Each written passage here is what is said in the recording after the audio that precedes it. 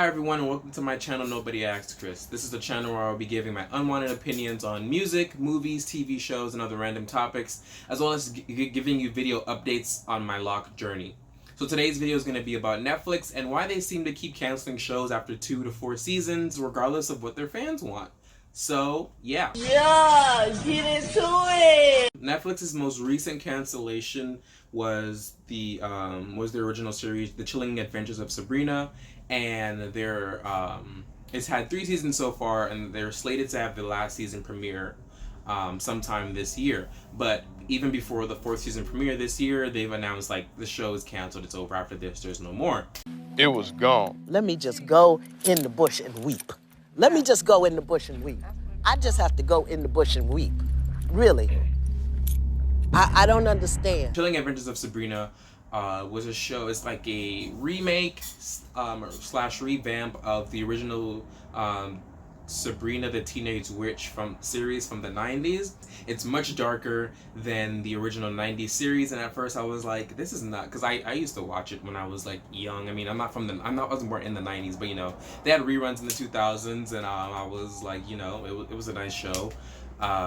Yeah, so like at first when like the first season came out, I was like, this is not at all like the only thing they kept the same like character names, and that seems like about it. But then I started watching it anyway. I started to watch it so I could hate watch it and criticize it the whole time, and I ended up liking it. Yeah, and I liked not the main characters, I guess. The side characters a little bit more than the main character, Sabrina. I mean, she's okay. But yeah, just like every season that came out, it was enjoyable, it was entertaining. I liked it. Am I a ride or die fan? No, but would I like it to continue? Yes. So that's why I'm kind of, you know, sad that after this year it's being canceled. Yeah. And so that's what that was about. And you know, obviously when I saw the news, I quickly went to go research like, why is this canceled? Like, and of course Netflix, they don't tell you anything. They just said, oh, you know, it's canceled. It's over. Like, that's all you're gonna get. Sorry. Boom. And that irritated me. Because like, you know, there are a lot of fans of it. I went on Twitter to see who else was upset. I was scrolling through, I searched it in the Twitter handle, and I was scrolling and I was saying, okay, who else is upset? And like, you know, many people are upset. And I thought about it, like, this isn't the first time they've done this to me. They did this to me with One Day at a Time. One Day at a Time is a Netflix series, well, I guess it was a Netflix series, and it was also a remake from a 90s show? I don't know. Anyway, it's about this family of Cuban Americans who, it's 2 generations of them living under one roof in America, and it's a sitcom, and it's a really good one in that it's very heartwarming and very family oriented. You have like, you know, the over-the-top grandma, you have the mom who's a war vet who struggles with that on her own. In addition to being a single mother of 2 kids, she's struggling with her past trauma of fighting in war and everything. And it's real, and it's genuine, and it was like really nice to watch. I'm not a part of the Latinx community, but I still took comfort and took joy in watching it. And they canceled that too last year. Recently, like within last year, they only had 3 seasons, and yeah, and like even then, like that one had a lot more outrage than I see with Sabrina now, because like, you know, Sabrina actors and actresses are like, you know, goodbye, it's been nice, it's been real, whatever. But like One Day at a Time, like people were actually like actors on the show were actually fighting for it to be renewed by Netflix. Many fans were fighting, and like for the same reason, like it had a lot of representation for people of the Latinx community, people of the LGBTQ community, and it was just a really good show. And Netflix was like, cut it. Luckily, I think it's been picked up by some TV network. I don't have it, so I probably won't be watching it. So yeah. And then there are other things, but see, that's not the thing. These are only 2 shows that I'm naming, but there have been like other ones, like Santa Clarita Diet is another Netflix show. What is it about? It's about a woman who turns into a zombie, and that's about it, because I watched like 1 episode of it, and then like I never went back to it, not because it was bad, but because like I just forgot about it until this video, until researching for this video actually. But from what I see, many people liked it. It was critically acclaimed, and it just ended after, guess how many seasons? 4 seasons. So see, we already have these connections and everything. I've stumbled onto a major company conspiracy, Mac. And the same thing goes for all the Marvel shows: Daredevil, Jessica Jones, Luke Cage. I didn't watch any of those either. I mean, I watched Daredevil up to like season 2, half of season 2, and it was really good. And then the same thing happened. Like I just forgot, and then went on to something else. I have like not low commitment. I have commitment issues when it comes to shows. Like I'll bounce around. Like I'll watch one show for like heavily, and then I'll forget about it for like 2 months to watch another show or another 3 shows, and I come back to that first show. But that's beyond the point. The point is, I don't know about Jessica Jones and Luke Cage and the Defenders and Iron Fist and all that. Yeah, but Daredevil was like the top of the top for the Marvel Netflix shows, and canceled after 3 seasons. A lot of like all the Marvel shows are just like cut, and like at first you think, oh, maybe it's for Disney Plus. Are those shows on Disney Plus? No, they're not on there. So that's not why. And the thing is, once Netflix cancels the shows, in these shows' contracts or dealings or whatever you want to call them, I'm not a business person. I'm just a person with grievances with Netflix. Whatever dealings happen behind the scene, they don't they make it very hard for the show to be picked up by a network or something else afterwards, because they still want that exclusivity, which actually is like selfish. Like I know Netflix is a business, but like they cancel these shows because like each season, actors, producers, directors, they get a bonus in their salaries or fees or whatever they're called, their payments, however much they're paid. Like say, I don't know, like for the first season, I made a show on Netflix, and for the first season I made $10,000 an episode. I don't know how much they make, honestly. I'm just saying numbers. Yeah, $10,000 an episode for 8 episodes. Wait, that's a lot of money. Hold on. Okay, say I had a Netflix show, and it was an 8-episode first season, and I made $10,000 an episode, so that's $80,000. Quick maths. And yeah, and then like I got renewed for a second season.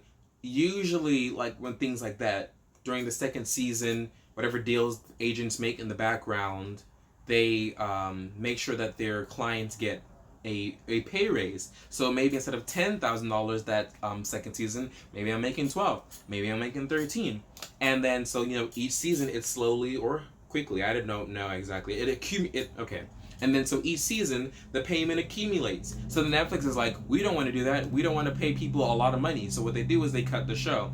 And, like, I guess it makes sense, like, as a bit from a business standpoint, but once again, I'm not a business person. I could not care less. Well, I guess I could care a little bit less. I could care less about that. Yeah. So, and then also, yeah, they get paid more. And then also, and also which makes sense is that Netflix, they have their subscribers that they want to keep. And their whole goal is to make new subscribers. And Netflix and other streaming services are not like TV channels in that, like, their viewership is what brings them money. So like 5 million people tuning in to, what's a show that's on, I don't watch TV, like cable TV. I haven't had cable in years. Glee is the first show that comes to mind. I know it's not on anymore, but let's go with that. Let's say like 5 million people countrywide. Are there 5 million people in the United States? I hope so.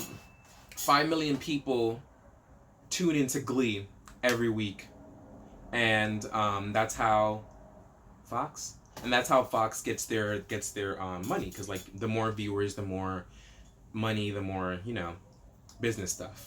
But like Netflix isn't like that. I mean, if 5 million people are viewing one day at a time, it doesn't matter to them. Like 5 million people can also view another Netflix show that escapes my mind right now. So Netflix is like trying to gain subscribers as opposed to viewers. So what they're doing is like they're canceling shows that they don't think are good enough, and they're trying to like push out shows and movies and other content that they think will get new subscribers. And like, it makes sense. If I was the CEO of Netflix, whoever that person is, I would also want to keep creating shows and movies to get new subscribers if I'm getting money from subscribers and not ads like cable television. But the thing is, they're not putting out quality content. They're canceling things that are critically acclaimed, like Santa Clarita Diet and One Day at a Time, and things that are important, and they're creating things like The Kissing Booth 1 and 2. 2 just came out. I'm sorry for people who are stans of The Kissing Booth.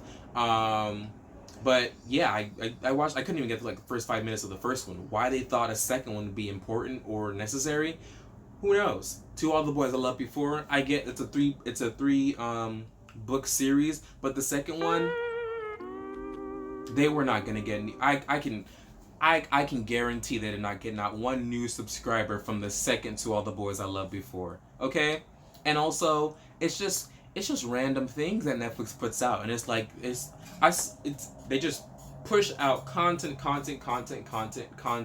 and on the one hand, it's like, look at all that money you spent on that one movie or that one show that's not even good.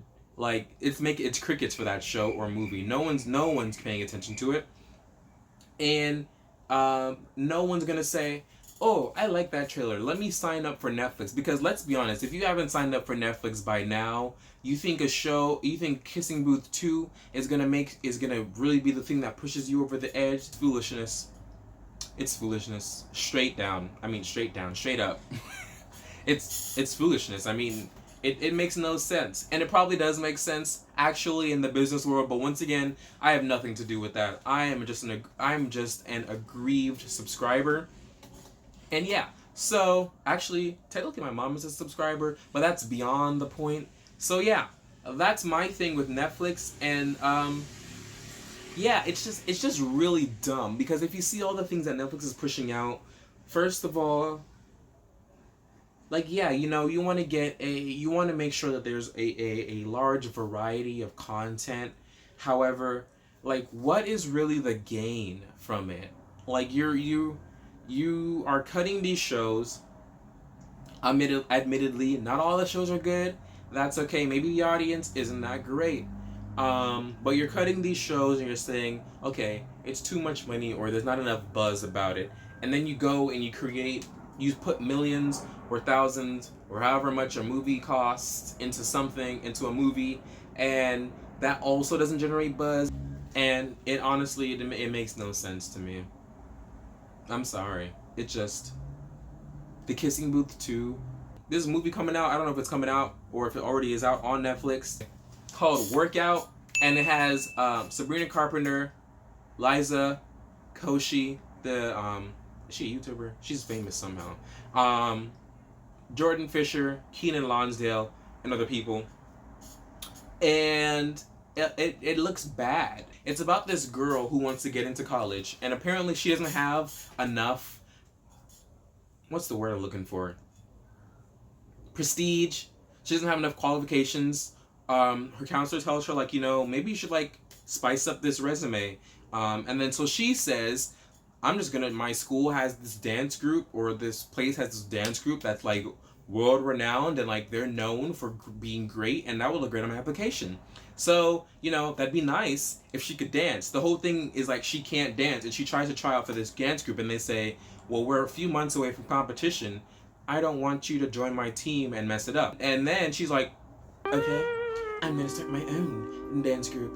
And then so she goes and forms, like, these losers of a dance group, and I guess the premise is, well, yeah, that was the premise, but essentially they both teams, the good team and her ragtag team, will train for the competition, and only one of them will win. I mean, I don't want to spoil it because it hasn't came out, I haven't seen it, but I think we all know, or we all suspect what's going to happen. And if what I suspect is going to happen happens, it's just stupid. Because how are you, someone who can't dance, going to try to join a country, world-renowned, whatever, famous dance group, and then say, let me join your team because I need it on my application to go to college? She doesn't like to dance. That's not it. She just wants to be on the team to be able to look good for her college. See, that's trifling, and that's why that movie looks bad. Because I'm supposed to fall in love with the main character because she's an underdog. Some underdogs don't need to be praised. And that's why I will be hate watching it if I do watch it, which I probably will if I'm being honest. But that's beyond the point, because like I said earlier, Netflix doesn't get money because, oh, look how many people are tuning in to work it. It's look how many people are now subscribing to Netflix because of Work It. So who's gonna see Sabrina Carpenter and be like, wow, You know what? I've been holding out, but Sabrina Carpenter forming a ragtag dance group, let's do it. I'm not. Also in the... No, let me not. Okay. Yeah, so that's one thing that's coming out, that like you sacrificed a show for that, it doesn't make sense. Make it make sense. So I feel like they're substituting things that should not be substituted. Like if you're gonna cancel them for some good content. Like, you know, The Witcher I've heard is good. Once again, I haven't watched it. The what's the Nun show, which she has the circle on her back thing. Yeah, I've seen things about it. But like even those, like let's see how long those last. The Witcher. How long will The Witcher last? 2 or 3 seasons. Maybe 4 if we're lucky. Ha ha ha. The Nun show. How long will that last? 2 seasons? 3 seasons if they're lucky? And like obviously like there are some shows that have gone longer than that, like House of Cards, BoJack Horseman, way longer than 4 seasons. But the ratio to shows that go on and that don't is very low. Ooh. The ratio to shows that go on and the ones that don't is very skewed, and to me, it doesn't make sense. So now, here are my predictions. I think Stranger Things will be one of the few that actually go on, only because it has a lot of revenue for Netflix outside of subscribers. Like, you know, you see Stranger Things apparel, you see games, you see apps, you see websites. Yeah, you see many merchandising pertaining to Stranger Things. It's hip, it's cool. Everyone loves Stranger Things. I watch it. Third season was okay, but you know, I watch it. It's cool. So I think Stranger Things will probably be in that category of the few with House of Cards and BoJack Horseman that, you know, may continue past the formula because of how popular it is. Big Mouth has 3 seasons. That show's probably gonna last a while. I don't know what it is about people and watching that show that gets them like really not riled up, but I guess that sounds wrong. From what I've seen, people either really like it and they're like, Big Mouth is like the epitome of cartoonish commentary on whatever cartoon commentary can be on, or it's someone who just abhors it. It just really polarized views. I couldn't care less about the show. I watched 1 episode and was like, this is not for me. It's not for me at all. You know what? That's okay. So I think Big Mouth is probably gonna stay for a while. It's not predictions of shows that we think aren't gonna last long. The Witcher, I think it's probably gonna go like season 3, maybe 4, and that's being generous. Yeah, like it generated buzz, but Netflix is like, I don't care. Buzz means nothing to me. You're canceled. Sex Education, I've never watched that. I don't plan on watching it. It has 2 seasons, but if you like Sex Education, I'm sorry, let go now, because Netflix is gonna let it go, and they're gonna be like, well, I'm sorry, cut. And yeah, what else? Umbrella Academy. I didn't mention Umbrella Academy. I really like Umbrella Academy. The 2nd season is coming out next week. Wait, actually, when this uploads, it'll be like August 1st. So the 2nd season will have come out when this uploads. So I will be watching that by the time you are watching this. But I don't think Umbrella Academy is gonna last long. I will be very surprised if it has a season 3. On My Block, I forgot about that show, but I just remembered. On My Block has 3 seasons out right now. 4, max 5. On My Block will not make it past 5 seasons, and I will be very surprised if it even makes it past 4. Yeah, On My Block. Who's next? So yeah, these are my predictions on the shows that are going to be canceled by Netflix because profit and business, money, capitalism, whatever you want to call it, all of the above. Yeah, like I would love for y'all to come back in the comments in the coming years, if you even remember this spider web of a video, and say, Christian, you were wrong. The Witcher is in season 10 now, so haha. Or, you know, On My Block is at season 20, so how do you feel? Now they're married and they have kids. So yeah, The Witcher, On My Block, Umbrella Academy. Those are the ones that I think are going to be cut by Netflix. Like I said, I'm not a business person, so I don't know for sure. This is my predictions and my thoughts. If you like those shows, I am so sorry. I mean, I like Umbrella Academy a lot. The Witcher I've never seen. On my block, I stopped after season 2 because how they treated Jamal, but that's a whole nother video. Yeah, Netflix, like, I think you should do better, Netflix. I honestly do. I mean, it's not like Netflix is watching this. Like, there's no CEO on Netflix like, what are people saying about me? He, she, they don't care.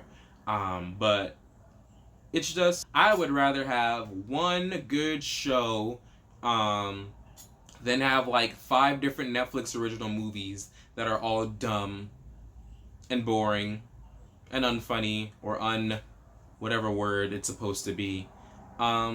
Yeah, so that's my grievances with Netflix. This video I hope is shorter than the other video, my last week's video on my hair lock journey. If you do, my mom crocheted them recently, so now they look less Bantu knot like, and they actually are starting to like twist out, so that's fun. Yeah, thanks for joining my rant on Netflix. If you stayed for this long, thank you. Make sure to like and subscribe. And leave a comment in the section if you agree. If you disagree, leave a comment too. I'm one open for civil discourse. This week, Black is King, directed and curated by Beyonce, comes out on Disney Plus, or came out on Disney Plus by the time this video is published. So next week's video will be on me reviewing the documentary Black is King. I'm so excited. I'm a huge fan of Beyonce, so it'll definitely be an experience to watch. I can guarantee I'll watch it at least 5 times before next week. But yeah, thanks.